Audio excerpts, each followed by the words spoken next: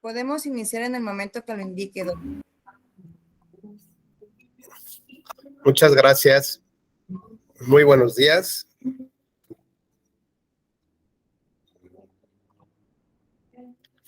Hola, Gaby, ¿cómo estás? Muy buenos días.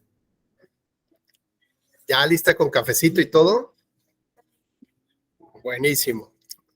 Bueno, pues muchas gracias por estar en este día complicado, porque entiendo que a lo mejor muchos tomaron el puente, un puente largo, pero bueno, pues aquí vamos a tratar de llevar a cabo esta charla que tiene que ver sobre las distintas resoluciones de la Corte Interamericana y cómo han ido aplicándose o impactado en el tema de la democracia en México. Así que bueno, pues esta podría ser una buena charla de cafecito de mañana, así que por favor siéntete con plena confianza y tranquilidad para poder llevar a cabo esta charla. No te sientas presionada, por favor, ¿eh? Entonces cualquier cosa que tengas pendiente por ahí, tú adelante como otro día normal, ¿de acuerdo? Bueno, pues inicio esta plática dando, por supuesto, las gracias a la Escuela Judicial Electoral y a la doctora Gabriela Rubalcaba, que muy gentilmente me hizo un favor de invitarme a estar esta mañana para platicar de estos temas. Y bueno, pues principalmente recordar que la Corte Interamericana realiza una función de justicia sustitutiva, ¿no? Entonces es como la primera parte que tenemos que tener muy claro, y sustitutiva pues en función de aquello que no se está operando o que se está dejando de hacer en los países miembros de la Organización de Estados Americanos. ¿Esto qué implica? Bueno, pues que no es una instancia superior o una instancia a la que de manera recurrente uno pudiera acudir, sino que finalmente se lleva a cabo, digamos, este proceso de acceso de justicia internacional derivado de los convenios que firmó el gobierno mexicano al aceptar la Convención Americana y, evidentemente, todo el triángulo o el sistema interamericano de derechos humanos a partir de sus tres principales ejes, que es la propia Corte, la Comisión Interamericana y el Instituto Interamericano, que es como la parte educativa, la parte académica, la parte de la pedagogía, en función de los estándares interamericanos. Entonces, este primer acercamiento nos da la idea justamente que la Corte Interamericana tiene a su cargo, digamos, tres funciones principales. Dos vamos a ver a lo largo de estas charlas, y tiene que ver con la resolución de casos contenciosos derivado del incumplimiento de la Convención Americana y de los compromisos internacionales que los gobiernos hayan asumido. Ese por un lado. Y por otro lado, llevar a cabo una interpretación directa de los preceptos de la propia convención. Entonces, digamos que en esa convención o en ese documento es esta especie de receptáculo en donde viene el ADN de las personas que residimos en esta región del mundo, ¿no? Si de pronto algunos, ante la extinción de la raza humana y algunos seres ahí un poco inteligentes, o más inteligentes que nosotros, por supuesto, quisieran ver, ahora reestructurar un poco cuál era esta esencia del ser humano más allá de la cuestión física, pues probablemente pudieran acudir a esos elementos, ¿no? Que indicarían más o menos de lo que se trataría el ser una persona en esta región. Así que, bueno, tanto la interpretación que realiza la Corte de manera directa a la propia convención, así como los propios, digamos, la resolución de casos contenciosos, pues llevan justamente a tomar determinaciones para los estados. Uno, pues para quien fue sentado en el banquillo de los acusados, pues tiene que cumplir con los alcances o con los efectos de la ejecutoria de la sentencia.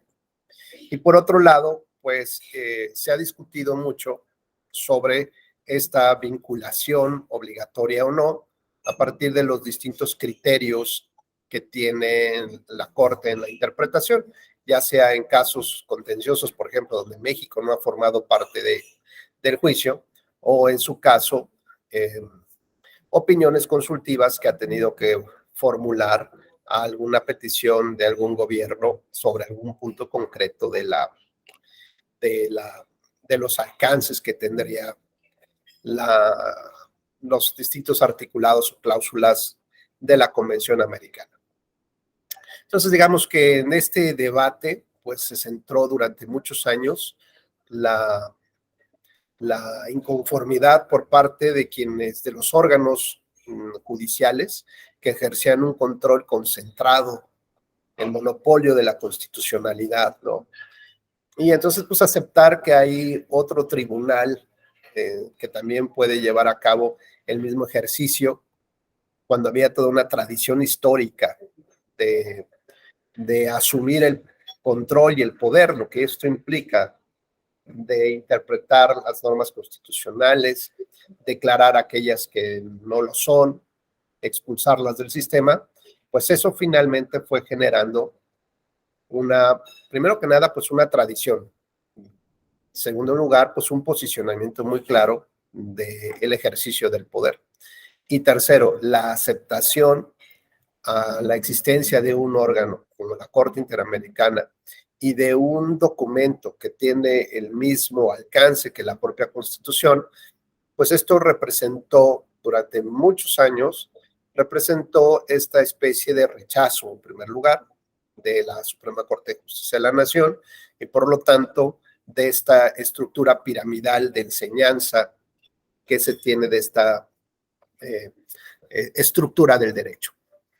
Por lo tanto, pues pocos jueces en realidad tuvieron jueces de distrito, tribunales colegiados, empezaron a abrir camino, muy pocos fueron los jueces que empezaron a tocar temas de la Convención Americana y de criterios que en el caso de los muy avesados, tribunales y muy valientes, pues yo creo que nada más señalaban como un criterio orientador, un criterio que daría más o menos como alguna luz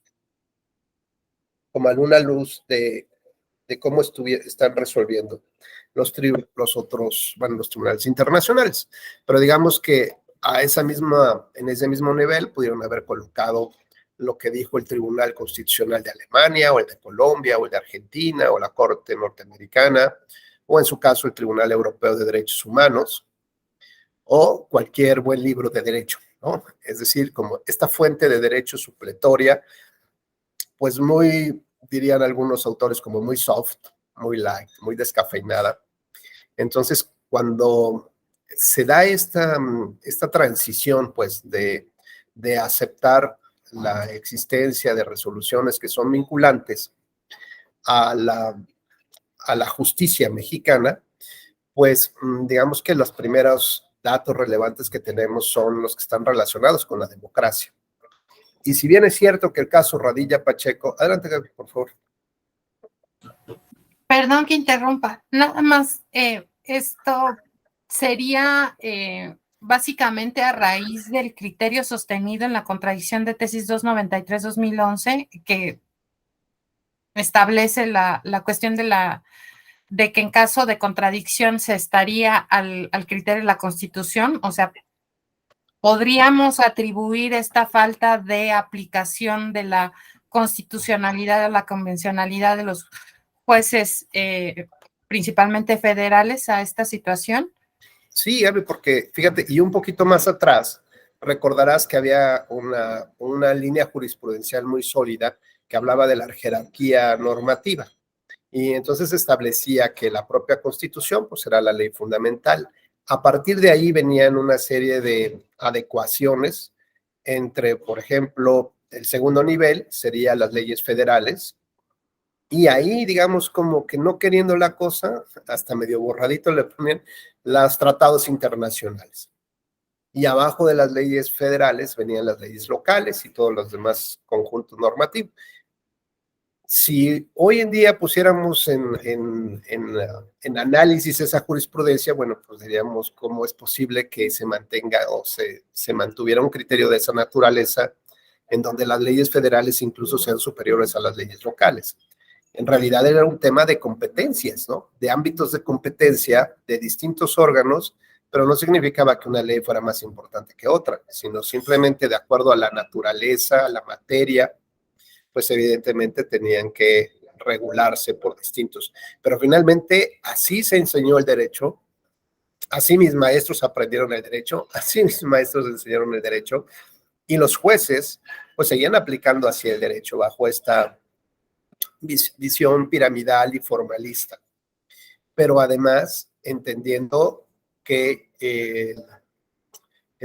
un tema de poder, ¿no? Que eso también es muy importante, el poder que da a controlar la Constitución, el poder que da decir qué normas de ley de otro poder, ¿no? Qué construcciones del derecho desde otro poder podrían ser viables o no, modificadas o no, moduladas o no, expulsadas o no.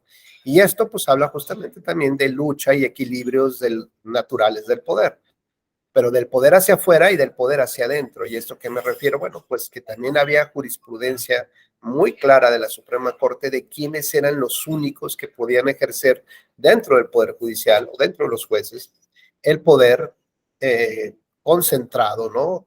De la constitucionalidad de las leyes. Tal fue el caso, seguramente lo recordarás, que la Sala Superior, en su primera integración, denunció una contradicción de criterios, muy inocentemente denuncia una contradicción de criterios entre lo sostenido, si mal no recuerdo, por la primera sala y la sala superior. Y ante esa denuncia, pues la Corte como que dice, pues hay que poner un manotazo encima del escritorio. Y lo más interesante del caso no fue lo que resolvió del conflicto, ¿no? No me acuerdo si era un tema de Baja California y requisitos, la verdad es que no lo recuerdo en este momento, pero lo relevante es que señaló que no había una contradicción de criterios, porque si no había dos órganos que tuvieran la facultad para sostener la inconstitucionalidad o la invalidez de un precepto, pues significaba que solamente había un órgano facultado y otro que no lo era, otro que se había arrogado atribuciones que no le correspondían, ¿no? Y así se lo dijo a la Sala Superior. Le dijo que no había una contradicción de criterios porque no había dos órganos que sostuvieran un criterio válido. Así que ordenó en otra serie de 4 o 5 jurisprudencias, resolvió que la Sala Superior, el Tribunal Electoral, no tenía ninguna atribución para llevar a cabo un estudio de constitucionalidad de las normas con la finalidad de declararlas inválidas o, aunque sea de manera relativa, ¿no? Es decir, solo para el caso concreto y para las personas o los entes que habían solicitado la inaplicación de esa norma. Entonces, bueno, se mostró pues músculo, finalmente, quién tenía el control, quién tenía el poder, y bueno, pues también fue un poco en esa cadenita. El Tribunal Electoral también tenía una jurisprudencia que hablaba sobre los tribunales locales, y los tribunales locales les decía que no podían ejercer un control de constitucionalidad, que, digamos, esta visión vertical, ¿no? Piramidal, de si la Corte puede, pues a lo mejor yo en segundo lugar, pero nadie más va a poder. Y esto, insisto, hablaba pues prácticamente del control, de lo que representa ese poder líquido, de los equilibrios del propio poder, y finalmente, ¿me regala más café, por favor? Gracias. Y finalmente, pues implicó pues un retroceso, o por lo menos no un avance, un estancamiento primero en que la justicia internacional, los criterios, los estándares internacionales se llegaran a los ciudadanos. Eso fue el primer drama, ¿no? Que vivimos. El segundo, bueno, pues es que cada vez los jueces pues no tenían esta posibilidad de la curva de aprendizaje, ¿no? De capacitarse, y al contrario, el mensaje que se mandaba con este control de constitucionalidad era: tú ni te metas, ¿no? O sea, ni le busques, ni le estudies, ni le pienses. Tú eres un mero órgano de legalidad. Eres como un buen soldado que tienes que aplicar las reglas que te mandan y no tienes ninguna otra capacidad para discernir, descifrar, ¿no? Interpretar absolutamente nada. Gracias. Entonces, bajo esta posición muy cómoda, escuchábamos, por ejemplo, en los institutos electorales o en los tribunales ante un reclamo muy legítimo de algo, pues escuchábamos frases como, pues ve a la Cámara de Diputados, ¿no? Ve con tu diputado y que reforme la ley. Mientras la ley esté así, yo sigo aplicando esta ley, estas máximas del derecho de que la ley es dura, pero es la ley, ¿no? Y desafortunadamente se perdieron ahí muchos años en experiencia y bueno, empezamos a ver cómo esta aceptación cada vez mayor o intervención de alguna manera de la Corte Interamericana, en la que empezó a, digamos, llevó una política de llevar la Corte a distintos lugares, ¿no? No solamente sesionaba ahí en San José, Costa Rica, sino que además empezó a llevar sus plenos, pues lo trajo a México, lo llevó a Brasil, Argentina, Chile, y después, bueno, pues ya fue por países del Caribe, ¿no? Donde tenían poco acceso o donde había una gran cantidad de desconocimiento sobre las actividades que desempeñaba la Corte Interamericana. Así que, bueno, de esta manera, esta política de puertas hacia afuera, pues fue haciendo eco, seguramente en la academia, en algunas personas, pues ya cada vez más interesadas en saber qué era lo que pasaba, que no teníamos muy claro la existencia de estas instituciones y cuál era el papel finalmente que tenían que representar. Pero me parece que, digamos, el punto de inflexión, el punto de ruptura, tuvo que ser el caso Radilla Pacheco, ¿no? Me parece que ese fue este tema que dio el boom, porque además la propia Corte Interamericana estableció en su ejecutoria que el Estado mexicano tenía que capacitar a sus jueces penales federales en derechos humanos, ¿no? Imagínense, estamos hablando de, pues prácticamente ya ha entrado el año 2000, ¿no? O sea, no hablamos todavía del siglo pasado, sino pues una modernidad muy importante a través del conocimiento del Internet, bueno, el acceso a Internet, redes, etcétera, y que la Corte dijera, la Interamericana dijera, es que tienes que capacitar a tus jueces en materia penal, y de ahí si pueden capacitar a sus policías y esto, porque no es posible que el Estado tolere la violación a derechos humanos. No es posible que sigan cometiéndose desapariciones forzadas.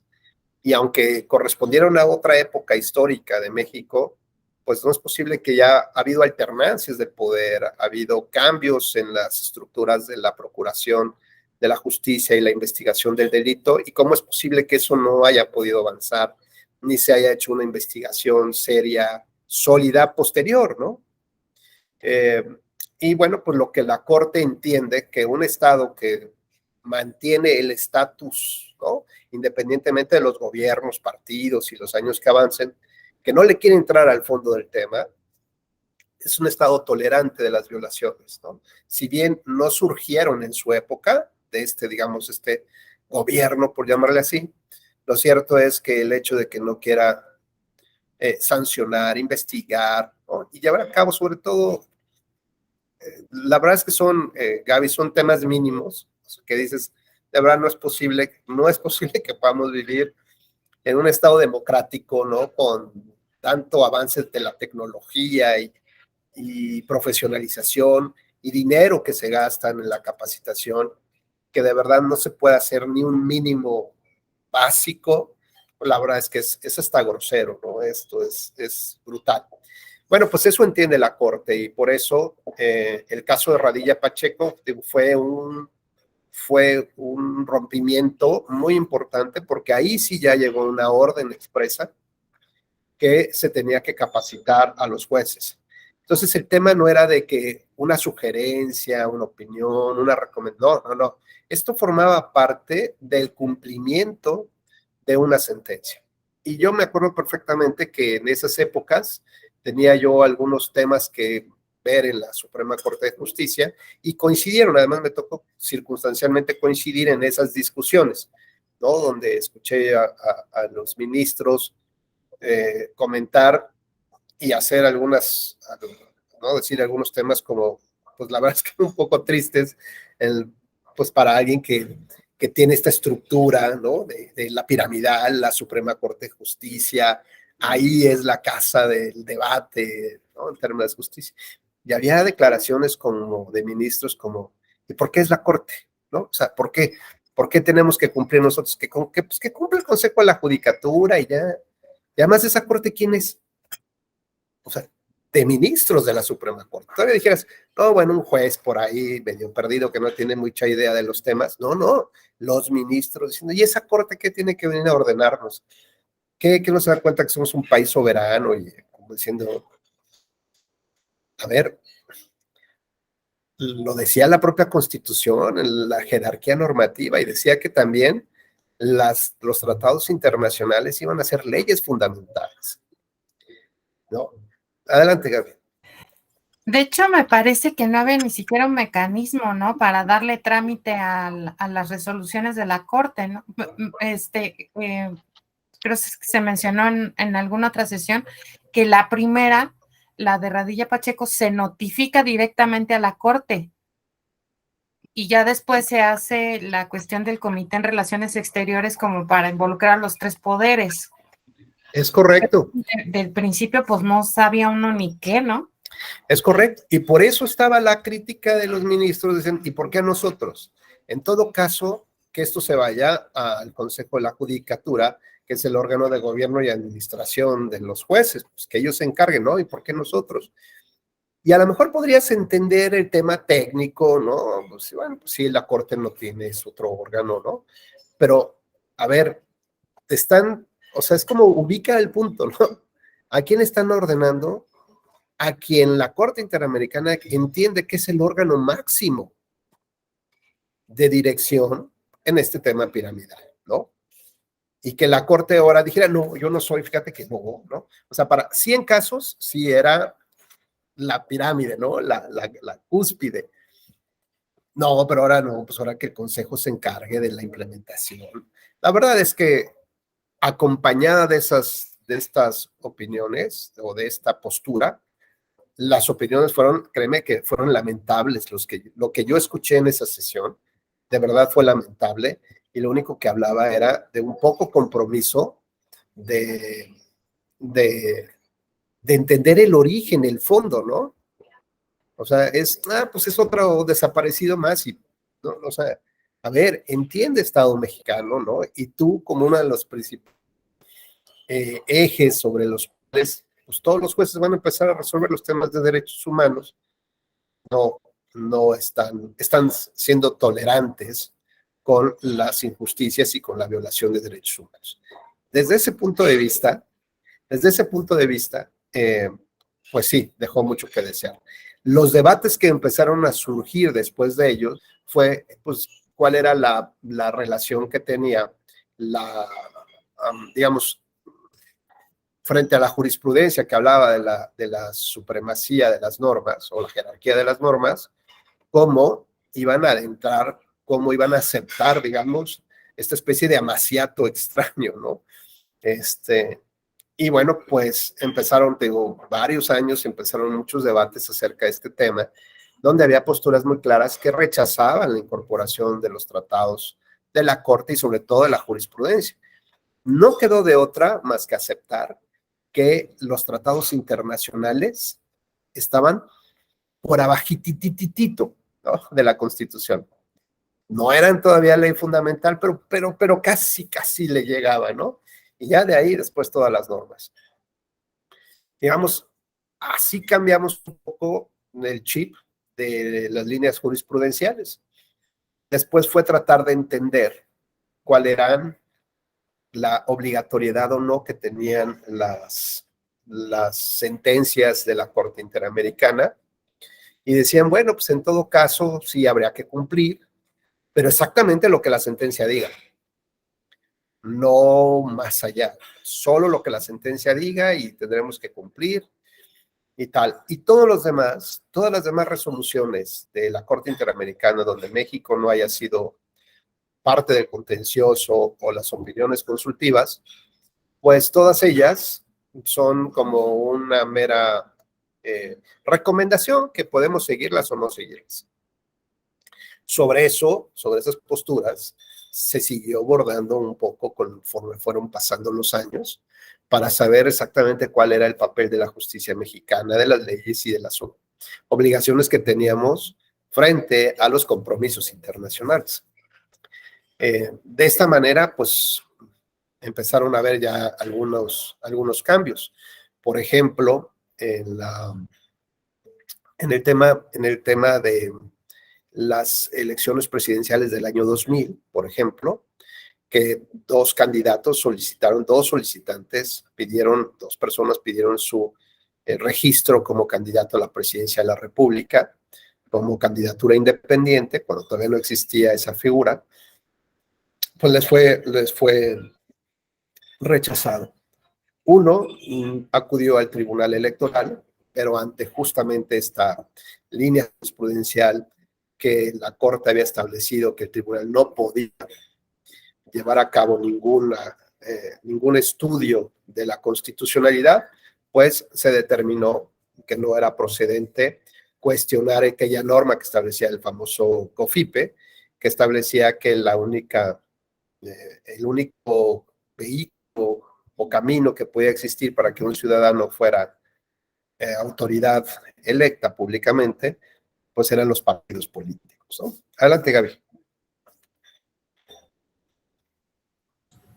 Uno infiero que es Castañeda Gutmann, ¿no? ¿Y el otro quién fue? Y el otro fue el dueño de las farmacias del doctor Símil. Ellos fueron el primero, bueno, el del doctor Símil acudió al Tribunal Electoral y bueno, pues ante esta jurisprudencia, pues no se podía estudiar si esa disposición del COFIPE era inconstitucional frente al artículo 35 de la propia Constitución. Y Castañeda, pues a sabiendas que eso iba a terminar así, acudió al amparo, pero por obvias razones, digamos, la estrategia era acudir a instancias internacionales. Y si ya estaba agotada esa vía y estaba cerrada la vía electoral, pues la otra vía que podía quedar era la del amparo. E incluso en las primeras sentencias de amparo que tuvo, pues se desechó su medio de su demanda porque pues había un artículo explícito que señalaba la improcedencia del juicio en tratándose de temas electorales. Pues agotaron los recursos procedentes, evidentemente todos confirmaron el desechamiento y ya no había otra instancia más a la que acudir. Por lo tanto, entra ahora sí el concepto de la justicia sustitutiva. Y la justicia sustitutiva implica, conforme a la estructura interamericana, pasar primero por la Convención Americana. Y eso también tiene una razón y sentido, porque si vas a demandar a un Estado como tal, pues es ubicar el músculo que tiene ese demandado, ¿no? Frente a la víctima. Entonces, pues la víctima tiene un tamañito así y el Estado, pues así, como tal, ¿no? Entonces, en la estructura del sistema interamericano, tienes que poner más o menos pesos similares en una contienda. Si no, pues si hay una desventaja brutal, pues evidentemente no hay manera de llegar a la justicia. Como por ejemplo en el caso de los temas laborales, ¿no? Donde se ha tratado siempre de impulsar las pruebas de los trabajadores, las declaraciones de los trabajadores, porque pues se entiende ese desequilibrio natural del poder, ¿no? De la economía, de alguien que sí puede tener los recursos y alguien que no. Bueno, pues ahora imaginemos que es el Estado el que está demandado, pues imaginemos todos los recursos que tiene a su alcance, la cantidad de abogados, la cantidad de dinero, la posibilidad de desaparecer documentos, de no entregar pruebas, ¿no? De amedrentar a las familiares de las víctimas, en fin, ocupar todo el aparato estatal hasta para apresar. Cualquier cosa puede hacer el Estado, ¿no? Tener a los medios de comunicación, destrozar la vida de las personas, en fin. Y eso, pues el sistema interamericano lo entiende, así que por eso es necesario primero acudir a la Comisión Interamericana, porque ella, si considera que hay méritos suficientes, ella es la que demanda al Estado violador de derechos humanos. Sí, Gaby. Una duda, digo, para perfeccionar este sistema, sí entiendo que primero tiene que pasarse por el filtro de la comisión y ya pasándose el filtro de la comisión llega el asunto a la Corte de ser procedente. Pero, por ejemplo, en este asunto de la prisión preventiva oficiosa, estaba viendo en la primera resolución, en la concesión o no de las medidas cautelares, que la Corte toma en cuenta criterios de urgencia. Y esto para fundamentar la emisión de medidas cautelares, ¿no? Y conservar la litis. Cabría la posibilidad, porque no recuerdo bien cuánto tiempo pasó de que presentó Castañeda Gutmann el recurso y que llegara hasta la Corte, y también más recientemente el caso Petro Úrrego, o sea, todo este tiempo que pasa, no sé si, no estoy muy consciente de los tiempos, pero si la Corte Interamericana ha emitido criterios en función de considerar ese criterio de urgencia para la cuestión electoral, porque evidentemente si se está quejando el agraviado de la falta de oportunidad para contender por un cargo en determinada elección, pues seguramente no se va a poder resolver para esa elección, sino sentar el precedente para más adelante. Pero esto, ¿qué tanto lesiona el derecho a ser votado? Fíjate, Gaby, que también hay un tema interesante que hay que platicar. Cuando México acepta o suscribe los acuerdos de aceptación de la Convención y del sistema interamericano, digamos, los estados finalmente es un convenio entre partes, ¿no? Que aplican fuentes del derecho internacional, y aunque alguien puede decir que no existen las fuentes del derecho internacional, pero bueno, están los compromisos internacionales. Y hablamos de dos entes, la representación del gobierno mexicano y la representación de esos órganos internacionales, ¿no? Que forman parte de la Organización de Estados Americanos. Entonces hay un convenio entre partes. ¿Esto qué significaría? Pues que la suprema voluntad de las partes, ¿no? Es la parte fundamental de ese convenio como tal. Y al suscribir, pues hay una serie de cláusulas de aceptación, bueno, como de cualquier contrato, prácticamente cualquier convenio, pero hay cláusulas de excepción.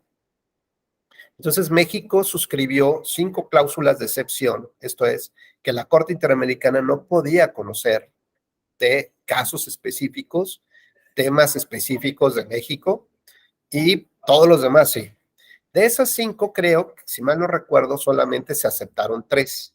En este trato entre ambos organismos, se aceptaron solamente 3. Y esos 3, hasta donde yo recuerdo, tienen que ver con los temas militares, con los temas de la definición de en qué momento surge la vida. Y el tercero es el tema electoral. Entonces, sí. Ahí podremos decir que la Corte hizo un control convencional sobre la propia inconvencionalidad de las reservas. No, fíjate que ahí fue, o sea, aunque el tema era electoral, evidentemente, tú sabes que la sucesión de etapas electorales, de las etapas de un proceso electoral, pues son prácticamente inmediatas, ¿no? Viene una detrás de otra, ¿no? Aquí el asunto ya había pasado las elecciones, ya había ganado Vicente Fox, ¿no? Se resolvió, de hecho, prácticamente, si mal no recuerdo, previo a las siguientes elecciones intermedias. Pero aquí, digamos, el tema, más allá de lo electoral, se trataba de la falta de un medio de impugnación para que se analizara la constitucionalidad de una norma, ¿no? Que podría ser violatoria de, en este caso, temas electorales. Entonces, pero el tema no era el electoral en estricto sentido, sino el tema era de acceso a la justicia. Y entonces, ya una vez que la Corte tenía definido un proyecto, pues todo empezó a cambiar aquí en México.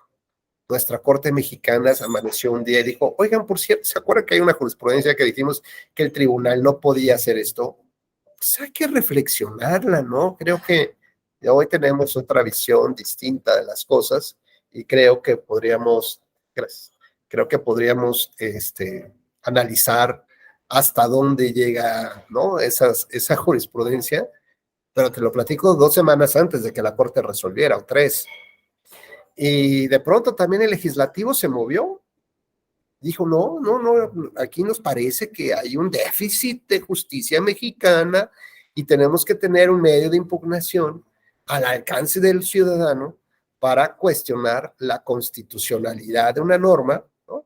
Porque, pues imagínate que la norma dijera, no, es que solamente pueden votar los hombres y no las mujeres. No, bueno, pues, y que nadie la pudiera impugnar, ¿no? Pero resulta que las semanas de lo que la nueva reflexión de la Corte y del Legislativo viene la sentencia del caso Castañeda Goodman, donde, digamos, sentencia al Estado mexicano a legislar o construir, ¿no?, el andamiaje necesario para tener un medio de impugnación en esa materia, ¿no? Pero pues ya la Corte dijo, ¿qué crees? Mira, pues nosotros ya lo resolvimos antes de que tú sentenciaras y ya dalo por terminado, ¿no? Para que ya no tengamos ningún problema y tal.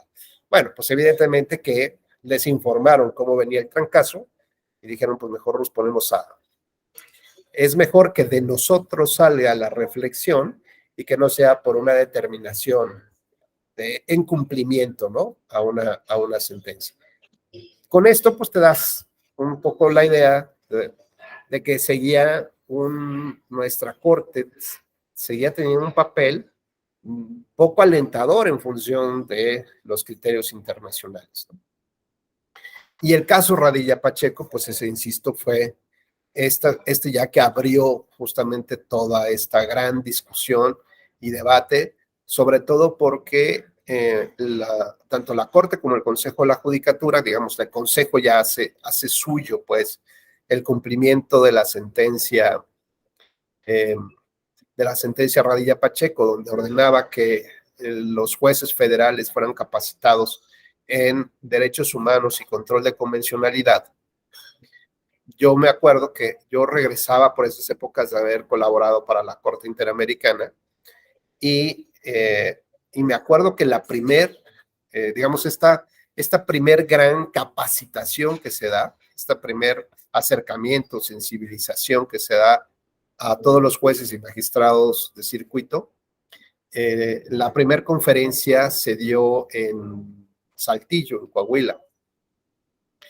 Todos los jueces estuvieron conectados por plataforma, ¿no? O, bueno, no plataforma, en auditorios presencialmente, y ahí se transmitía, ¿no? Y me acuerdo que, por ejemplo, ahí ahí en Saltillo, que fue la primera, o sea, se abrió en México, pues, los ministros de la Corte, se echaron sus speech, los consejeros, pero la primera sesión presencial, pues, con conferencistas y tal, fue justamente fue allá en Saltillo, y te lo platico porque a mí me tocó ser el primer expositor en ese tema. El segundo expositor fue nuestro actual juez de la Corte Interamericana. Ojalá me hubiera tocado el segundo, a ver si por número me tocaba ser juez de la Corte, pero el juez Ferrer Magrego fue el segundo expositor de estas conferencias.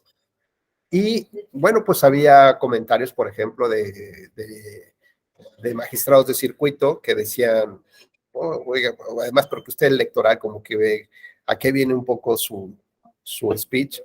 Decía, pues es que para mí es la ley de amparo y lo que haya la ley de amparo, yo no voy a moverme de mi ley de amparo. Entonces, había pues esta especie de sentimiento de como que de una invasión, ¿no? Como que a lo tradicional, a lo que yo conocía, a mi estructura de cómo yo resolvía los casos, y ahora por qué tengo que aplicar tratados internacionales, y ahora de dónde salen estos derechos humanos. Sí, Gaby, adelante. Ay, es que no puedo evitar preguntarle, ¿qué les expuso? ¿Qué tema bueno, pues mira, como eran temas de sensibilización, de entrada les platiqué que a partir de la reforma, de la reforma y de la sentencia Radilla Pacheco, bueno, ya antes de reforma, todavía con el cumplimiento de sentencia Radilla Pacheco, les dije que tenían que regresar a sus oficinas y buscar 5,400 nuevas normas que regulaban contenidos en derechos humanos, ¿no? En esa época, más de 5,400 normas no con nuevos derechos, ni mucho menos, simplemente que regulaban contenidos en derechos humanos. Así que eso es lo primero. Entonces, si ustedes quieren resolver un caso sin tener su ley a mano, pues están mal, ¿no?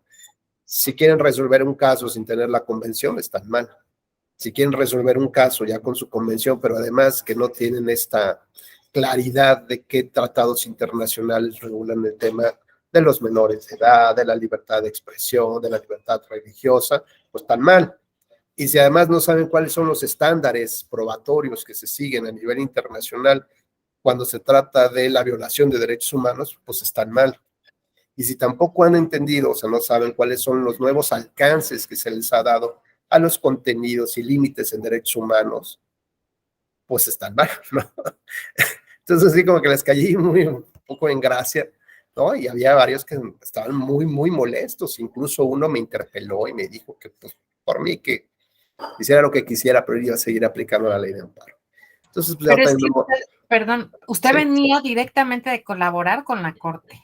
Así es, 6 meses de estar trabajando con ellos, a pesar de seguir en lo electoral, como presidente de la Sala Regional Monterrey, estuve haciendo como estas visitas a la Corte Interamericana, y ahí, por ejemplo, me tocaron hacer 2 proyectos de sentencia. Uno que tenía que ver con un fraude del Banco Central del Uruguay, donde la mayor parte de los recursos de inversionistas se enviaron a paraísos fiscales.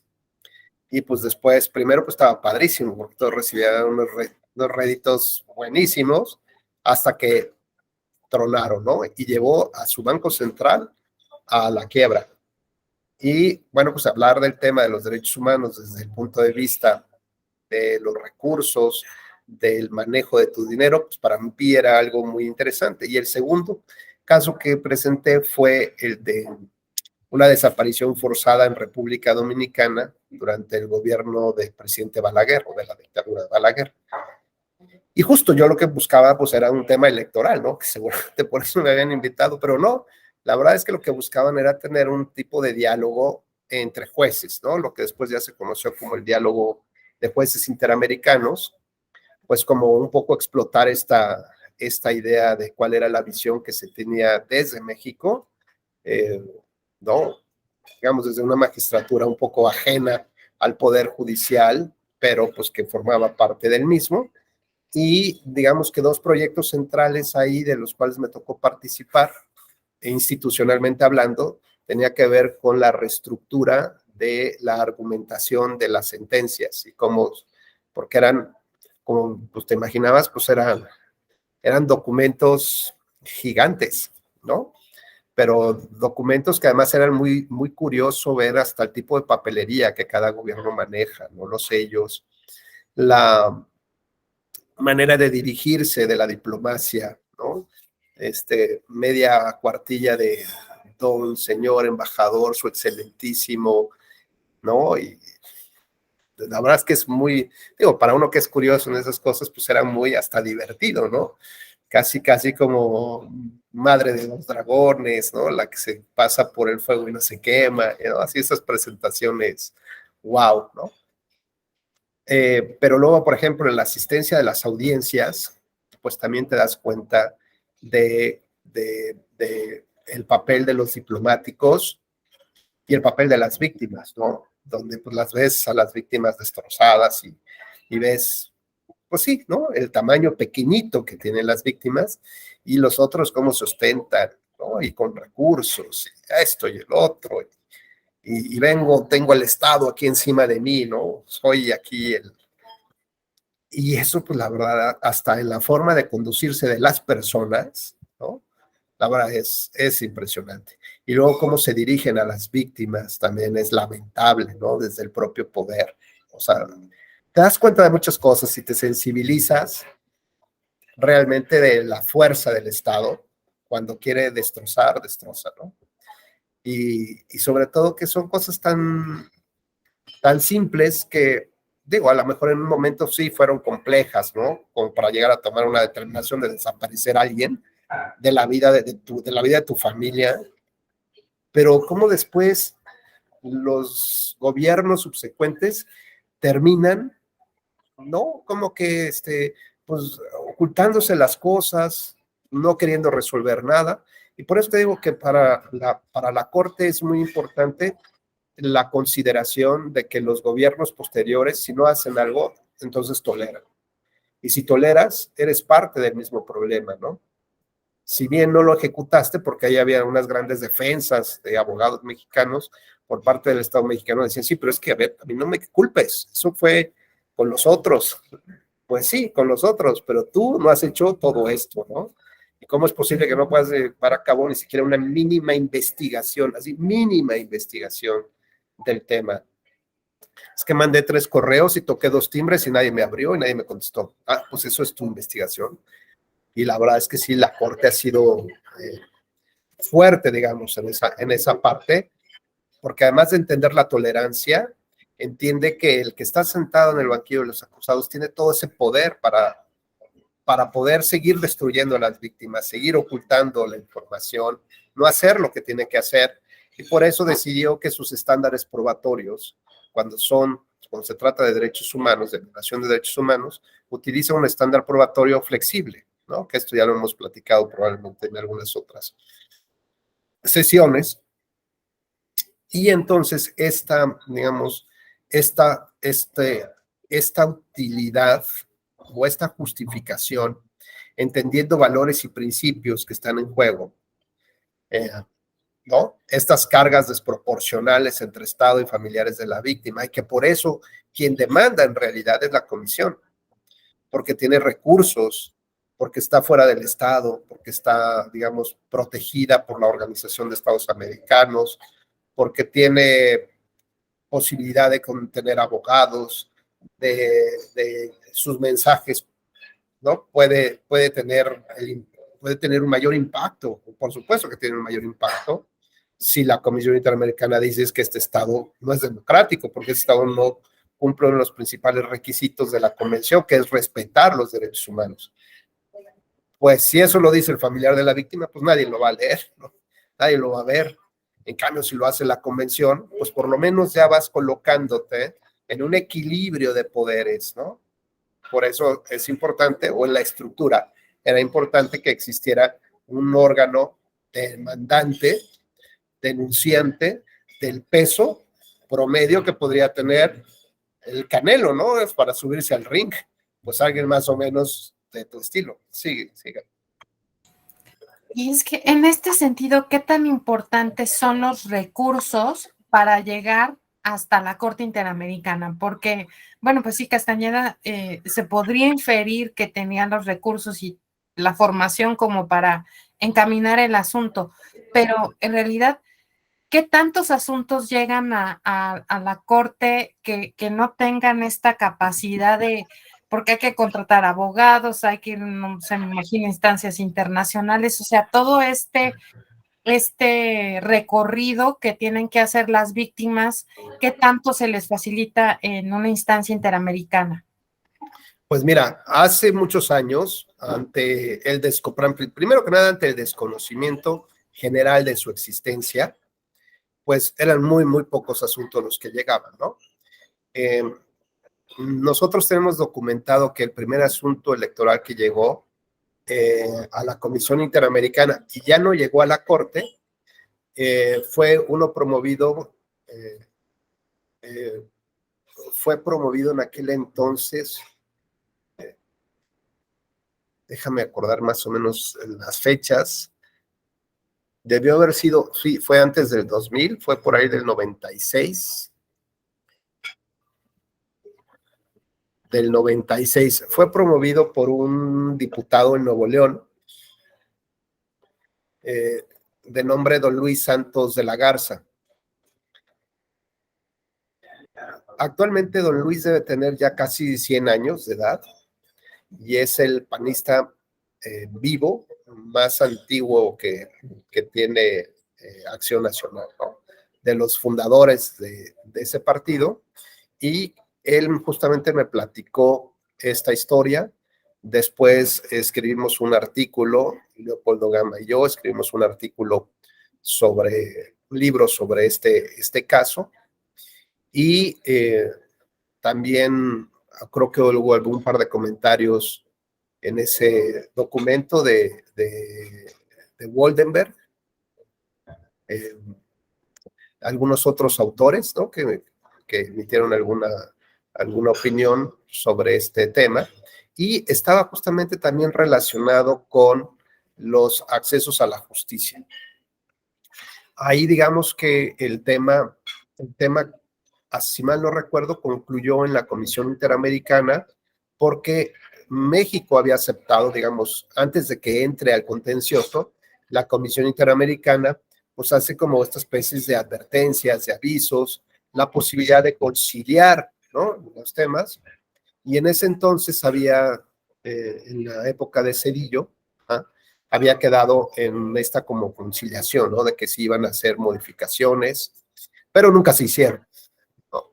Entonces, él siguió insistiendo ante Washington del incumplimiento de los acuerdos del gobierno mexicano, y se documentó incluso digamos, como estas resoluciones bilaterales, donde México estaba incumpliendo con los acuerdos y pactos ya derivados de otro tema, ¿no? Ya después vino la reforma del 94, las del 96, y como que ya las cosas empezaron a mejorar ahí un poco en el panorama, pero digamos ese fue como que el primer caso así directamente vinculado con los temas de la democracia, ¿no? Y me parece que buena parte, por ejemplo, de la reforma electoral de esas épocas derivó justamente de este incumplimiento que se tenía ya con la convención, con la Comisión Interamericana de Derechos Humanos. Si me permites, al rato o el día de mañana te mando, bueno, todavía tenemos otra clase el jueves, ¿no? Les voy a ver si les subo el link del libro para que lo tengas ahí a mano de este caso.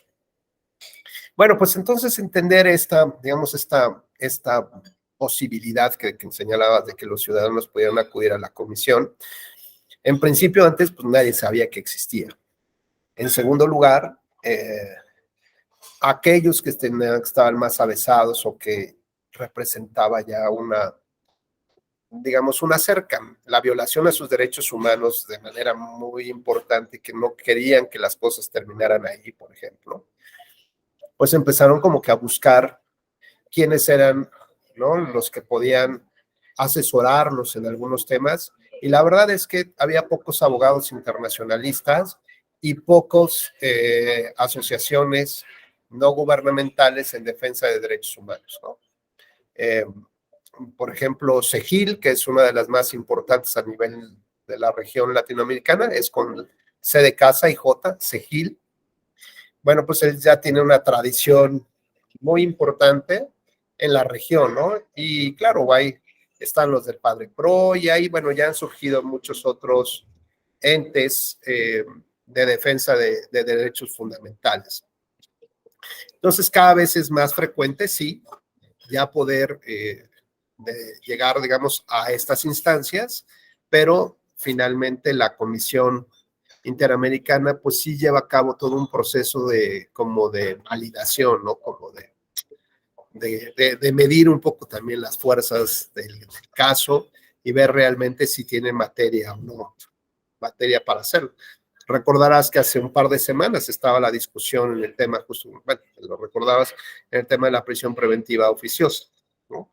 El caso mexicano analizándose en la Corte, y otro tema mexicano analizándose en la Interamericana, donde discutían de un asunto donde pasaba una persona 17 años en prisión preventiva oficiosa, con la interposición de casi más de 100 recursos judiciales entre locales y federales, pues que sitúan, como bien lo señala el World Justice Project, ¿no?, que salió la semana pasada, los resultados de 2021, colocando a México en el lugar 134 de una lista de 140 países promedio, más o menos, ¿no?, en el nivel de corrupción, de percepción de corrupción e impunidad que existe en el sistema judicial, ¿no?, en el sistema de impartición de justicia en términos generales.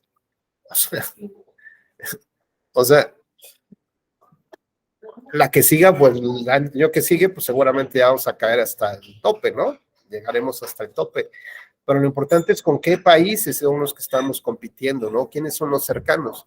Son países que no tienen de verdad una estructura, una tradición jurídica, no tienen sistemas de salud, de educación, ni de internet seguramente, viven en guerra civil. Bueno, pues contra eso es el nivel de justicia que estamos nosotros, con lo que estamos lidiando todos los días, ¿no? Y vemos casos como, no hace mucho hubo un tema muy sonado, ¿no? Por ejemplo, del secretario de la Jucopo del Senado, donde fue detenido un 24 de diciembre y fue encarcelado, ¿no? Pues duró casi un año su encarcelamiento porque un testigo de oídas había, según entiendo, un testigo de oídas había señalado que había participado, que había ordenado la comisión de un delito, pero ese testigo de oídas ya ni siquiera fue a ratificar sus declaraciones, y esta persona, siendo, digamos, tan cercano al senador Monreal, al presidente de la Jucopo, a los dirigentes del Movimiento Ciudadano, bueno, que hablamos, digamos, de otro nivel de relaciones y de economías que seguramente podían tener acceso a los recursos, por ejemplo, para la defensa. Bueno, pues un año estuvo en la cárcel, ¿no? Entonces, hablar, por ejemplo, de los sistemas de justicia locales, pues eso ya tiene otro parangón, ¿no? De lo que corresponde a nivel federal. Así que, bueno, pues estas circunstancias, ¿no? Van orillando a que más gente tenga que presentar estas denuncias ante el sistema interamericano. Recientemente, igual fue la semana pasada, no recuerdo exactamente en qué audiencia fue, pero la representante del Estado mexicano dijo que además tenía un mensaje del presidente, ¿no? Y entonces que nos iba a permitir leerlo, y el mensaje del presidente era que, pues, que los integrantes de la Comisión Interamericana siempre habían estado defendiendo los crímenes de lesa humanidad de otras épocas, que no hacían nada, que no intervenían, ¿no? Pocas palabras, pues un desconocimiento, bueno, no desconocimiento, es, digamos, menospreciar la labor que tiene el sistema interamericano, pero desde una declaración oficial del gobierno mexicano, ¿no?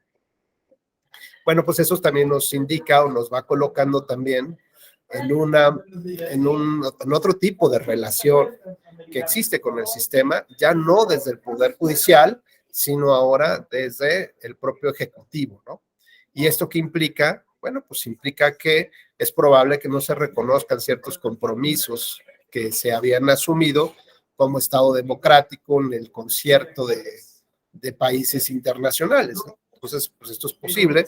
Nicaragua ya ha presentado varias manifestaciones formales de desconocimiento de las resoluciones de la Corte y de la intervención de la Comisión Interamericana. Por su parte, Venezuela, bueno, pues ya se salió del sistema. En fin, vemos cómo poco a poco hay otro tipo de problemáticas que tienen que ver con la legitimidad democrática de los, pues digamos, de las propias resoluciones de la Corte Interamericana y por su parte también de la Comisión, ¿no? Digamos, entramos a una época resbaladiza, compleja de las relaciones, porque además, bueno, buena parte de los países de la región ahora tienen un sistema de gobierno que busca, digamos, como cerrar sus puertas, ¿no? De no acceder a estos convenios internacionales, al contrario, cuestionarlos, criticarlos, que esta globalización es la que ha afectado justamente a la ciudadanía. Y bueno, pues estos gobiernos cada vez son más representativos en América Latina, y por lo tanto, pues estamos viviendo más bien viviremos una situación compleja en función de qué tanta legitimidad democrática van a tener ahora las resoluciones de la Corte, ¿no? Con qué tanta facilidad o no, ahora los estados van a aceptar una resolución y sobre todo los poderes judiciales que platicábamos esta historia que traían de rechazo a lo que otros tribunales de la región dijeran, pues vamos a ver tal vez, digamos, una especie como de bloque opositor justamente para el reconocimiento. Así que la idea de la justicia sustitutiva, ¿no? De la cual podríamos pensar que por lo menos alguien pudiera escucharnos, que pudiera defendernos fuera de lo local, o sea, de lo nacional, pues hoy estaría un poco en esta, digamos, endeble, ¿no? Estamos como en esta especie de recesión democrática en América Latina. Así que bueno, vamos a empezar a vivir una nueva etapa importante y ver hasta dónde estos criterios van a seguir siendo fundamentales en la toma de decisiones de los jueces. Y por eso se requiere que tengamos un verdadero poder judicial, o sea, un sistema de justicia con jueces independientes que puedan ponerle pues, los saltos un poco a las arbitrariedades de otras autoridades, ¿no? O simplemente pues del más fuerte como tal.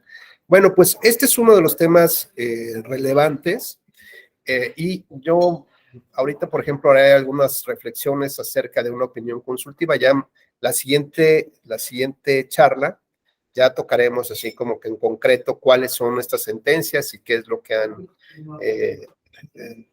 han ido construyendo justamente en el debate el fortalecimiento de la democracia. Pero hoy me voy a referir a la opinión consultiva que formula el Estado de Colombia a la Corte Interamericana solicitando una interpretación directa del artículo 23 de la Convención y que tiene que ver con la posibilidad de que se estableciera en la Constitución o se regulara en ley la reelección indefinida en el cargo de presidente de la República. Primero que nada, bueno, pues entender que esta opinión consultiva es una herramienta también, es un mecanismo jurídico que tiene la Corte. En segundo lugar, que las opiniones que emite están sustentadas en una interpretación directa de la Convención y por lo tanto, en términos de la propia Convención y de sus jurisprudencias, son de carácter vinculante, ¿no? Para todos los Estados miembros. Entonces, tanto las ejecutorias, aunque México no sea parte de la misma, es vinculante en los criterios cuando se trate de la interpretación directa o bien a través de las opiniones consultivas. Y en este caso, Colombia le solicita esta interpretación del 23 de la Convención para saber hasta qué punto la reelección indefinida en el cargo de presidente de la República era viable. Dos, digo viable en función de que no violentaba el artículo 23 de la Convención. Sí, cuál era, digamos, los contenidos de esos derechos humanos que violentaba. Y tres, en caso de que se regulara la prohibición, si eso no violentaba un derecho fundamental pues, de quien ocupaba el cargo, ¿no? Y sobre todo que cuál era el papel que finalmente asumiera el Estado frente al sí o frente al no. Entonces la Corte después de escuchar un conjunto de opiniones de muchos, digamos, expertos de distintos países, llega a varias conclusiones. Bueno, la primera es que tiene digamos, dentro de las normas que regulan el mecanismo de opinión, tiene la posibilidad de modificar la pregunta. Porque la pregunta iba dirigida un poco en la idea de si era viable que se diera la permanencia en el cargo, ¿no? Permanencia indefinida en el cargo. Y esto pues podría entenderse que era pues que llegabas desde una elección democrática y te mantuvieras, ya no hubiera poder humano que te quitara de ahí, ¿no? Entonces dijo la Corte, no, a ver, vamos a interpretar las normas que regulan la opinión consultiva y tengo posibilidades de modificar la pregunta. Así que la modifica en 4 puntos, como lo señalé al principio, y sobre ello pues empieza ya a abordar el estudio. Y lo primero que hace la Corte es ver cuáles son todos estos documentos internacionales sobre los cuales tendría que echar mano, ¿no? Es decir, cuáles son las normas jurídicas que han aceptado los estados y que además, pues esto tienen un sustento democrático en realidad, ¿no? El segundo punto es determinar que si hay un derecho humano en el tema de la reelección y concluye que no lo hay, que el derecho humano se agota con aspirar a un cargo de elección popular. Es decir, la posibilidad de llegar a contender, ahí se agota ese derecho humano, ¿no? Pero no mantenerte en ese cargo, y menos de manera indefinida. Eso no forma parte de un derecho humano, es parte de otro tipo de derechos, ¿no? Que pueden tener los servidores públicos, pero ya no es un derecho humano como tal. Por lo tanto, desde la propia Convención Americana y de los demás tratados internacionales, no hay norma alguna que esté relacionada, vinculada o que reconozca explícita o implícitamente la existencia de un derecho humano de una persona para reelegirse del cargo.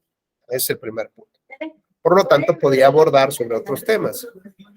Y cuando llegan al análisis del artículo 23, establece que, digamos que si bien las elecciones tienen que cumplir varios principios, como por ejemplo, como el voto, cuáles son las características del voto, y habla también de cuál es la finalidad de las elecciones, y dice no solamente es de llevar a la ciudadanía el ejercicio del poder público, sino también permitir la oxigenación del poder público. Esto es que no solamente se pueda dar, o que esta oxigenación pueda incluso llevar al grado de que haya alternancia de poder. Pero esta oxigenación implica la renovación del poder público, y la renovación debe entenderse a través de nuevas posturas, ¿no? Nuevos desafíos, de los nuevos retos, de los grandes desacuerdos de la comunidad, y que pues tienen que tener esta representatividad, nuevos grupos sociales, ¿no? Nuevos descubrimientos, por ejemplo, de grupos en situación de vulnerabilidad.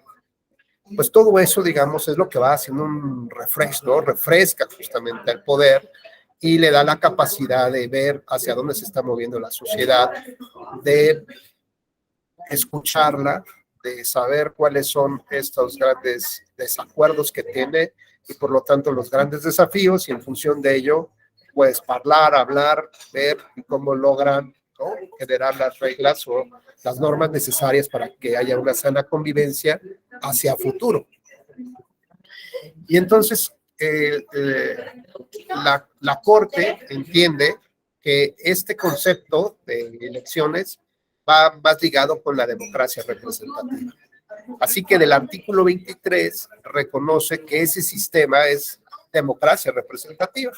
Y democracia representativa implica, además de eso, implica tener un órgano autónomo, independiente, técnico en sus decisiones, que organice las elecciones. Implica tener un sistema de partidos fuerte, un sistema de partidos que permita que realmente la oposición tenga las condiciones mínimas necesarias de equidad para poder ser, digamos, para poder tener relevancia en el proceso electoral, e implica además la eficacia del sufragio, y esa eficacia bien entendida en el sentido de la soberanía del pueblo y la fortaleza que tiene el pueblo para cambiar su historia, incluso hasta para cambiar un régimen de gobierno por las vías democráticas, ¿no? Es decir, es inalienable ese poder al pueblo. Bueno, pues todo eso representa el concepto de la democracia representativa, que digamos es como el núcleo, es la esencia de ese artículo 23. Entonces dice, bueno, a ver, si los estados firmaron y reconocieron respetar, ¿no? Se obligaron a respetar todo el clausulado de la convención, significa que también deben de comprometerse a respetar los conceptos que están aquí, ¿no? Y este concepto, pues, es de la democracia representativa. Luego, entonces, sí es un derecho humano vivir en un sistema de democracia representativa, ¿no? Más o menos en esos parangones es lo que está estableciendo la Corte. Y luego el siguiente punto lo que nos dice es, ¿de verdad me preguntaron eso? Así como, ¿están seguros? ¿Están seguros de lo que están creando? Sí, ¿por qué? Pues porque hay que entender que el sistema presidencial, ¿no? O sea, tú quieres hablar de una reelección o quieres que discutamos sobre la reelección presidencial indefinida en un sistema parlamentario, bueno, pues te diría, pues sí, puede ser, ¿no? ¿Por qué? Porque el primer ministro o el jefe de gobierno, el presidente, tiene una posición inferior al parlamento. Lo vimos, por ejemplo, ahora en la Gran Bretaña, ¿no? En Inglaterra. El parlamento, los partidos decidieron que su primera ministra pues tuviera que abandonar el cargo. Lo mismo pasó con Boris Yeltsin, ¿no? Digo, sí era Boris, no, Johnson. Boris Johnson, no, Yeltsin no es de Rusia. Boris Johnson. Bueno, pues son los mismos temas, ¿no? Cuando que habla de la fortaleza de un sistema distinto al presidencial. Y en este caso, hablar de la renovación de la principal figura de poder en el sistema que opera en función de esa figura, pues daría como pie a una serie de excesos que no solamente violentarían derechos humanos, sino que además atentarían contra el principio de la democracia representativa. Y dice, bueno, ¿y por qué? Pues porque si en 4 años o 6 años, o el periodo que dure la figura presidencial, es tanto el poder que se absorbe derivado del ejercicio del poder o por tradición histórica, ¿no? Donde sabes que pues que siempre el presidente tiene que aceptar, ¿no? O que no dependa de él el nombramiento de alguien, pues tienen que pedirle permiso para ver si están adecuados, si lo pueden presentar y si él está de acuerdo. Y entonces todos los nombramientos, por ejemplo, que tienen que pasar por diputados o senadores, ya es como una tradición que primero vienen con la aprobación del presidente. Entonces, si tú quieres tener un cargo importante, pues tienes que pasar por la aprobación del presidente primero y luego ya veremos. Entonces, esta cesión de espacios de poder que de manera histórica se han presentado en el poder legislativo y en el poder judicial, derivado de lo que se quiera, de un sistema hegemónico, de partido político, o por la debilidad de las instituciones, de los nombramientos, del sistema de nombramientos, por las personas que han ocupado esos encargos, por las razones que sean, tanto el poder judicial como el legislativo se han echado para atrás. Y como el poder es líquido, pues el poder se va moviendo como si fuera agua. Y el poder va buscando grietas donde se acomode. Y pues si después de las grietas arma un boquete. Y así que el poder se asienta ahí, tradicional o por cuestión de facto, ¿no? Bueno, y entonces si esto logra que en 4 o 6 años tengamos como percepción que nuestros diputados son levantadedos o levantamanos, y que el Poder Judicial no tenga esta independencia que se requiere, es decir, que se destruyen los diques de contención del poder público, del poder del Ejecutivo, en tan solo 6 años, imaginemos en 12, en 18, 24, 30 años, ¿no? Cuando ese poder llega a absorber ya a las otras instancias del poder público, el poder se seguirá moviendo. ¿Por qué? Porque sigue siendo líquido. Y el lugar natural donde va a encontrar ese espacio va a ser en los derechos humanos de las personas, en la vida de las personas. Y llegaremos al punto donde por tener un velo mal puesto mereces cárcel y después que te maten. Por beber o por demostrar tus preferencias sexuales, pues te pueden meter a la cárcel o puedes perder la vida, ¿no? En un juicio, ¿no? ¿Por qué? Pues porque se va fundiendo estas ideologías del autoritarismo, del grupo del poder, se van pasando, transformando cuando ya no hay estos diques de contención, se transforman Pues en algo que es mucho más peligroso, que es la ideología convertida en ley, ¿no? El interés del grupo convertido en ley y además sentenciado por los tribunales. ¿Y esto qué implica? Pues pasar del autoritarismo al totalitarismo, ¿no? Entonces ahora tú eres el enemigo del sistema y la norma opera en contra del enemigo del sistema y la norma pues, es aplicada por los jueces que no quieren que haya enemigos del sistema, ¿no? Entonces, digamos, este recorrido natural que tiene el poder va a tratar de encontrar otros espacios y esos espacios solamente quedarán, bueno, pues seguramente primero en la prensa, después pasarán por algunos órganos autónomos o independientes y luego pasarán por la Comisión Nacional de Derechos Humanos, o a lo mejor ya pasaron, o llegarán hasta el punto de influir en la vida de las personas. De tal manera que, insisto, a lo mejor podamos tener un decreto que dijera las mujeres tienen que hacer servicio militar obligatorio, ¿no? Y entonces, bueno, pues sí, digamos que esto es una medida que restringe derechos humanos, sí, bueno, pero vamos a ver qué tan legítima, digamos, y qué tan viable en un examen de proporcionalidad realmente está justificada la medida. Pues bueno, un Estado que tiene absorbido el legislativo y el judicial, lo que menos le va a importar es hacer un test de proporcionalidad, ¿no? Pero supongamos que lo hiciera, o que, digamos, una corte, un juzgado lo hiciera con tal de ver, ¿no? De justificar un poco la medida, pues dirían, bueno, pues no solamente se requiere tener, ir a acudir al servicio militar los sábados, como el caso de los varones por una época, ¿no? Y además en una edad determinada, no, aquí todas las mujeres, todas, son además bien revoltosas, todas las mujeres desde los 13 o 14, 15 años, hasta las señoras ya mayores de edad, salvo arriba de los 75, no, pero todas tienen que hacer servicio militar que dura 2 años. ¿Y esto qué significa? Pues decirle adiós a la maestría, decirle adiós a la universidad, y como ejemplo lo ponen con el grupo coreano BTS, ¿no? Que acaba de anunciar que dejará los conciertos 2 años porque va a hacer servicio militar. Bueno, pues a lo mejor en esas sociedades ya hay toda una tradición porque son sociedades militaristas, ¿no? Sociedades que de alguna u otra manera se han estado cercanas o tienen muy cerca, ¿no? Los conflictos bélicos, y a diferencia de México. Pero ¿por qué no justificar una medida así? Que 2 años estén las mujeres ahí y que terminando eso, o en ese inter, que van a formar parte de la Guardia Nacional y después van a terminar dentro del ejército. ¿Por qué no?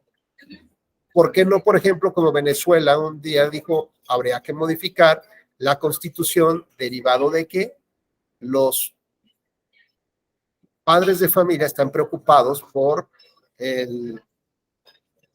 las condiciones de sus hijos, ¿no? Educativas y de progreso, y los están sacando del país con los recursos de la familia. Lo están mandando a México, a Colombia, a Argentina, a Estados Unidos o a Europa.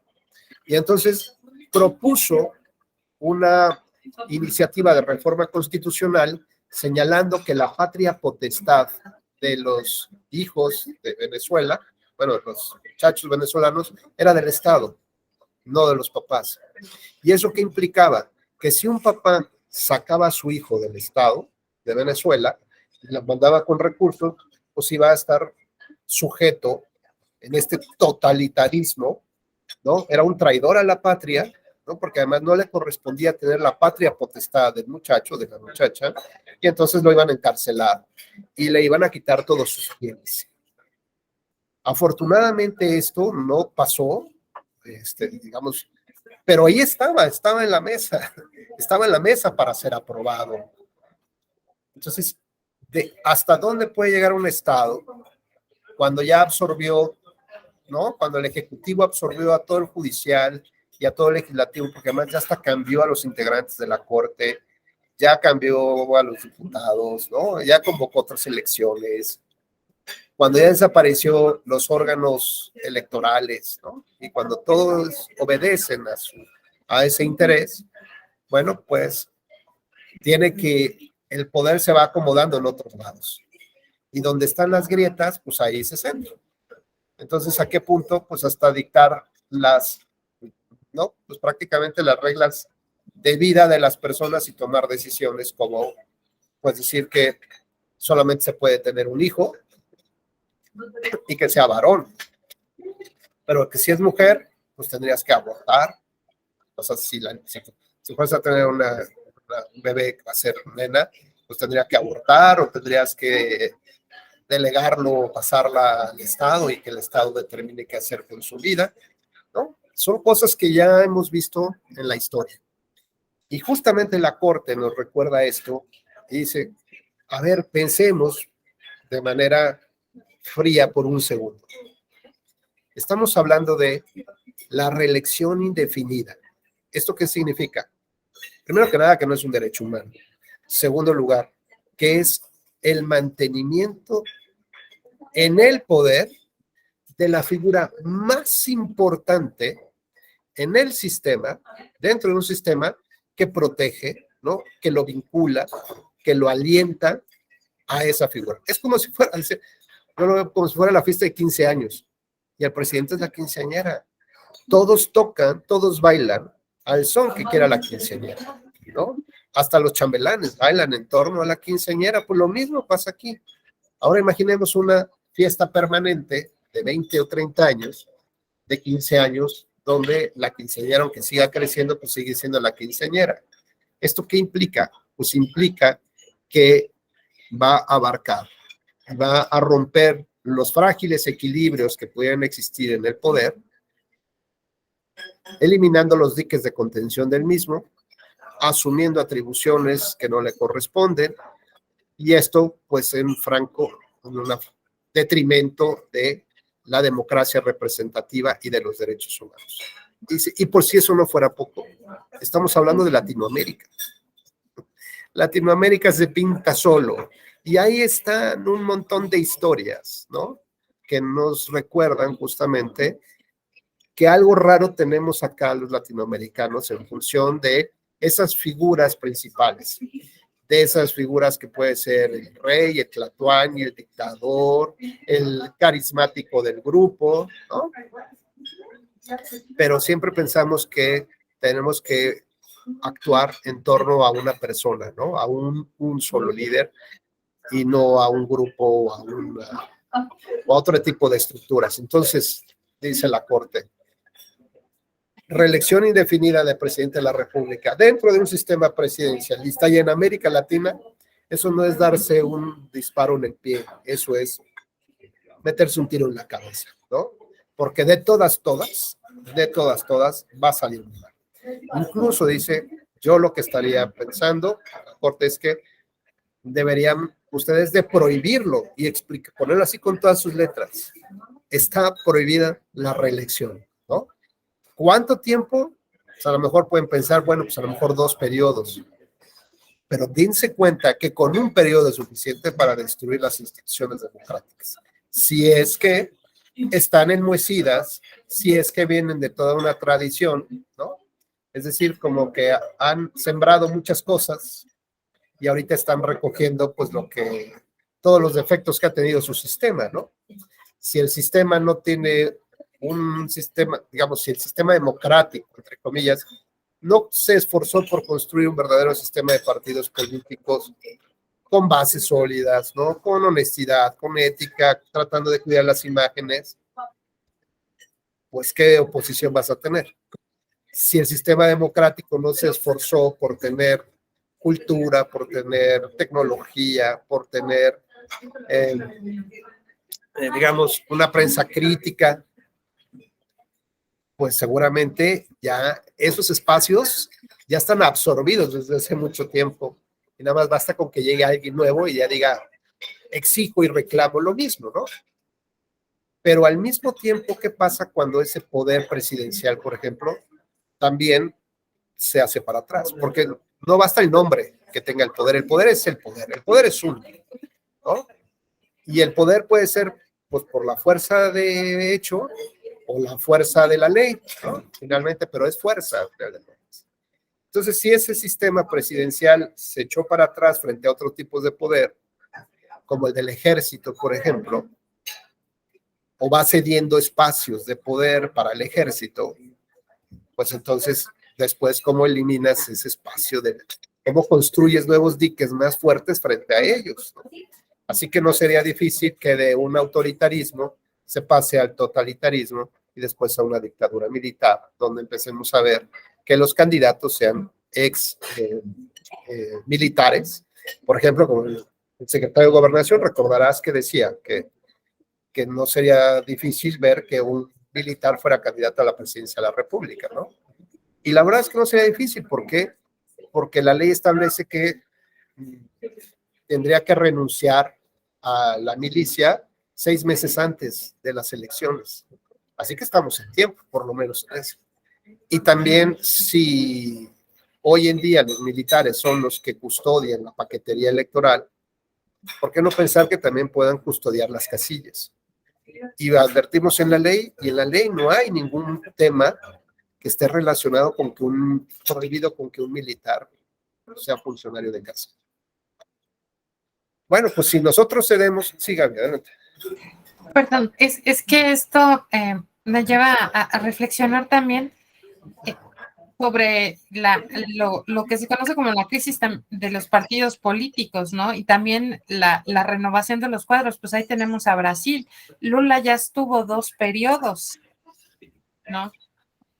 Llega Bolsonaro, es el primero que no es reelecto por un segundo, pero ahora nuevamente aparece la figura de Lula, ¿no? O sea, no hay otra figura importante en esta elección más que volver otra vez, y bueno, pues los brasileños eligieron.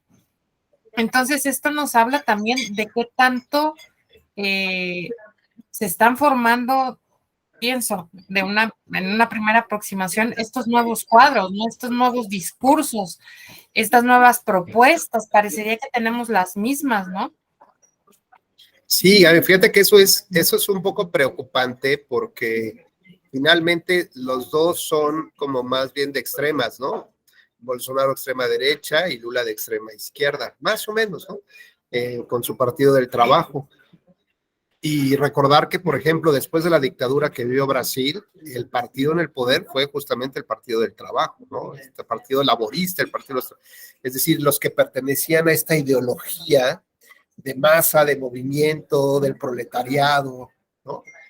Cuando en realidad, pues, esas ideologías ya terminaron, ya esta legitimidad del poder que obtuvieron en las urnas durante una época, pues ya desaparecieron, ¿no? O sea, esas épocas de dictaduras, esas épocas de la Guerra Fría, pues ya desaparecieron. Y hoy yo no tengo muy claro en qué consista, digamos, este populismo, porque finalmente lo decía Iñárritu apenas en una entrevista que le hicieron, ¿no? Desafortunadamente la democracia se está ligando con concursos de popularidad, ¿no? Entonces imagínate que vas en un avión y se desmaya el piloto y dices, bueno, ¿y ahora quién va a tripular el avión? ¿No? Pues hagamos una encuesta de ver quién es el más popular. Entonces, ¿por qué la gente sí acepta eso? A pesar de que saben que nos van a estrellar, pues vamos con el más popular, porque no tiene la capacidad, porque no tiene la experiencia, porque ya lo demostró. Pero tampoco el sistema electoral o el sistema de partidos, Gaby, ha permitido que surjan otras vías, otras opciones. Porque el poder tampoco es tonto, y el poder advierte cuando su legitimidad ante la falta de resultados se va perdiendo. Más allá del populismo y lo que tú quieras, sabes que ya no tienes manera de entregar más a la gente, ¿no? Y si ya se te acabó, digamos, este discurso como tal, pues te vas con la parte económica, te vas con la entrega y a comprar voluntades. Y ya tarde que temprano se va a acabar. Entonces el siguiente paso son las reformas electorales. Y las reformas electorales, de ese punto de vista, lo vivimos en México, por ejemplo, con la cláusula de gobernabilidad. Cuando, si recordarás, pasaron varios años en que el PRI, que ya estaba empezando a perder capitales, congresos, algunas mayorías, no muy nada alarmantes, pero ya se daba cuenta cuál era la escalonada que venía. Entonces modifican leyes para mantener el control del gobierno en el Congreso, para seguir creando leyes a su conveniencia. Y eso les generó una oxigenación, y la cláusula de gobernabilidad les dio eso, que al partido con más triunfos electorales le iban a asignar el número necesario de diputados para que mantuviera el 51% de las cámaras. Y eso pues implicaba la oxigenación del poder. Y cuando la reforma electoral ya no te da, cuando el dinero no te da, la reforma electoral no te da, pues entonces empiezas a aceptar como estas especies de fugas de insatisfacción ciudadana y creas pequeños partidos satélites. Ah, bueno, pues es que ya llegó una nueva opción, ¿no? Ahí vamos a votar todos con la nueva opción, ¿no? Y te das cuenta que la nueva opción o las nuevas opciones son partidos satélites o partidos tan debilitados que realmente no tienen posibilidades de competir, y que incluso el propio poder determina, como me tocó ver, como un ejecutivo, el poder del un gobernador de un estado, se sentó en la mesa con los de oposición y les autorizaba a sus candidatos y todavía les dio permiso donde podían ganar, ¿no? Bueno, entonces esto de verdad, esto es el colmo de todo, del ejercicio del poder y de la ausencia de poder de los partidos de oposición, con tal de que, pues, de seguir recibiendo dinero, de tener algunas prebendas, de unos cuantos nada más. Cuando eso ya no es suficiente, entonces, pues a lo mejor abres a las candidaturas independientes. Cuando eso ya no es suficiente, digamos, ¿cómo terminas oxigenándote otro tiempo más porque no hay resultados que la sociedad tarde o temprano te va a demandar? Y después de la reforma del dinero y reformas electorales, y si después de eso ya no hay, lo que hay es la fuerza, el miedo, ¿no? Entonces, donde sabes que pues estamos ya tan mal, ¿no? Porque además los mensajes que siempre se han mandado desde las autoridades es el permiso que tienen los poderosos para seguir controlando y que nada les va a pasar, ¿no? Pero que a nosotros sí nos pasa. Y ahí constantemente suben en redes los asaltos. Entonces las personas van a empezar a tener esta especie de temor. Es decir, prefiero mantener lo poquito que tengo, así lo poquito aunque sea, pero no quiero moverme más porque algo me puede ya pasar a mí. Y entonces eso es un voto de miedo. Y entonces empieza a haber más presencia policíaca, más presencia de militares, ¿no? Y de ahí está sanada ya del totalitarismo y de una dictadura. Entonces decíamos, cuando ese poder líquido se empieza a mover y encuentra fracturas en el sistema democrático, en el sistema de gobierno, en lo que se formó entre el ejecutivo, legislativo y judicial, pues a lo mejor el ejército puede entrar ahí, el poder del ejército. Y si ese ejército también dejó grietas en su poder, pues será el narcotráfico o el crimen organizado el que termine ocupando los distintos espacios que va dejando el poder como tal.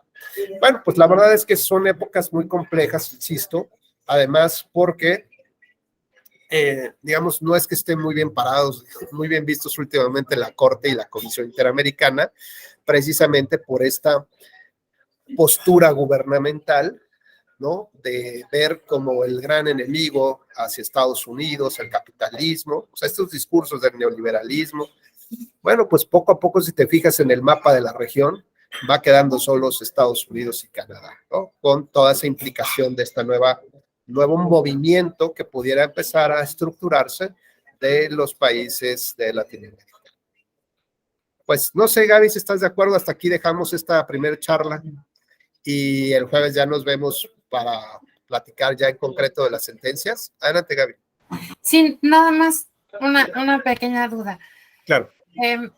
Estaba hablando de las consultas y los asuntos contenciosos. ¿Tendremos algún dato de qué llega más a la Corte del lado mexicano en materia electoral?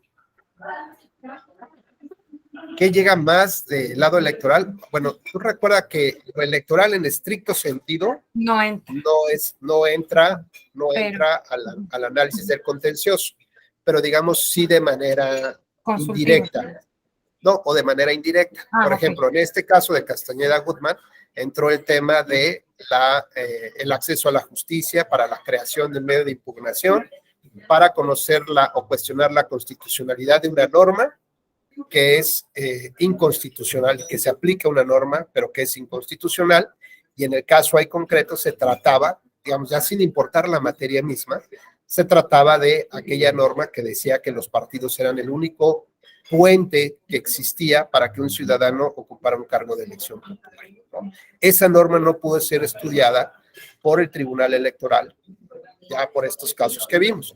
Entonces, si hubiera mantenido el tribunal este criterio, pudo haber determinado si esa norma era inconstitucional y haberle permitido participar tanto al doctor Simil como a Castañeda Wood en esas elecciones del 2000. Pero con la jurisprudencia de la Corte que amarró de manos al tribunal con la improcedencia del amparo, pues ahí sí ya no existía ningún medio, ningún recurso para poder cuestionar. Ahora entonces, en el caso mexicano, por supuesto que hay otros países que no firmaron, digamos, o no suscribieron estas excusas de conocimiento y que, bueno, tienen determinaciones en concreto en materia electoral.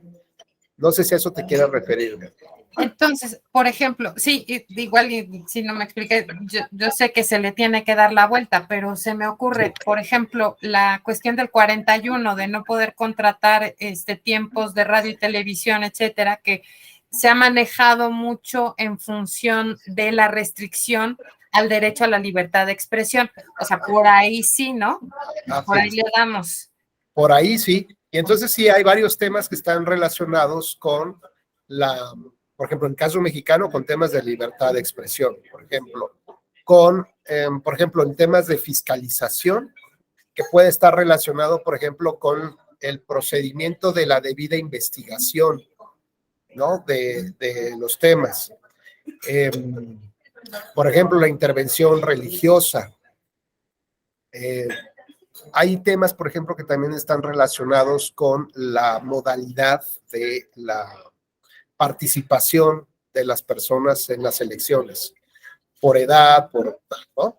Entonces va estableciendo como ciertos puntos donde pues, ya podemos tener como un panorama mucho más general, ¿no? De hacia dónde vamos. Tampoco es que haya muchos, pero sí, finalmente, como dices, se le da de vuelta por otro tema y sale, por ejemplo, por libertad de expresión.